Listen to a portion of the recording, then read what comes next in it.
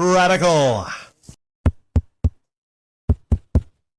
You know, if you would have told me a couple months ago that the Brooklyn Nets were going to trade James Harden for Ben Simmons, I would have thought you were crazy, out of your damn mind. But zoom ahead, a couple months from that moment, and I had uploads talking about how Ben Simmons was trash. You know, forgot to shoot a basketball. There's a lot of downsides to Ben Simmons. You know, can he work his way out of the trash can? Maybe, possibly a little bit. He's still young, so there's some upside to Ben also, even though he's kind of trash. I mean, he's a great defensive player, so there is some upside. A lot of people was saying, you know, if there was any kind of fit, any team that he could go to, maybe it might be the Warriors or the Nets, you know, a team that had some offensive firepower. You know, the Warriors they got Steph, Clay, Wiggins. You know, all Ben would have to do there would be just, you know, block and play some lockdown defense. Well, the Nets lost James Harden in a trade to Philly. So it did happen. Did happen. Now, people are debating on which side got the better deal. I guess I would say, and by the way, the deal was this. I'm not sure about the picks. I know one's a first rounder for 2022, and I think one is a couple years ahead. But player swaps, you had Paul Millsap and James Harden for Ben Simmons, Seth Curry, and who was the other one? Andre Drummond. Okay. So about Drummond, I don't know a whole lot about Drummond, but I mean, he's kind of tall, so maybe he can play a little bit of defense, possibly. You have Seth Curry, who's short, but also kind of a clutch 3 point shooter. So, you know, you add a good, I mean, he's not Steph Curry, but, you know, he's a Curry, so you add a Curry to your team, right? You know, not too shabby there. So, hypothetically, you would have Kyrie on the away games. You would have Kyrie Durant when he gets healthy, and Seth Curry and Ben Simmons maybe playing some point. Not trying to shoot a whole lot, of course, unless he, you know, slashes to the basket and playing some lockdown defense. That's not a bad team.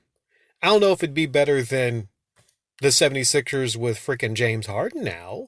Even even James Harden, that isn't as flashy as he used to be, he's got a little weight on him. His numbers are a little bit down, but still, I mean, he's a solid star.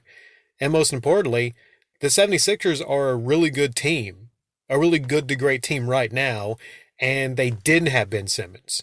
Like, they did not.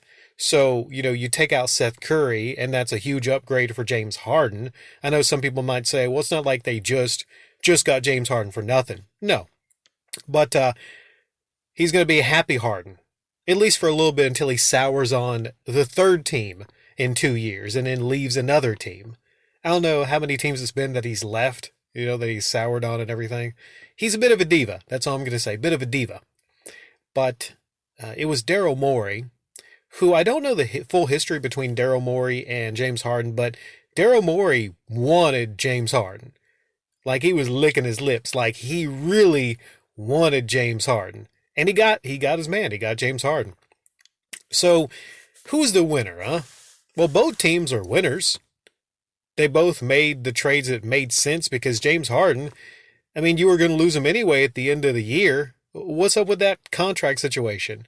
Like, you didn't lock him down for longer than that? Jeez. So they were going to lose him anyway. They were in a situation where they had to get rid of him. And the 76ers, they pretty much knew that Ben Simmons was protesting. He wasn't going to play another game for them. So you have two teams basically shaking hands in agreement, making each other better. This is a good trade for both teams. Some people are saying that the 76ers got fleeced. I don't exactly see it like that this year. If they're making a run for it with MVP caliber Joel Embiid, if they're really making a run for it this year, then this makes a whole lot of sense. It does. But then there's that little nugget that James Harden isn't exactly amazing in the playoffs, but maybe he doesn't have to be.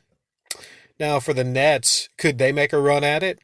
It's kind of silly now, the drop-off they have had, because they have lost, I think, their last 10 games.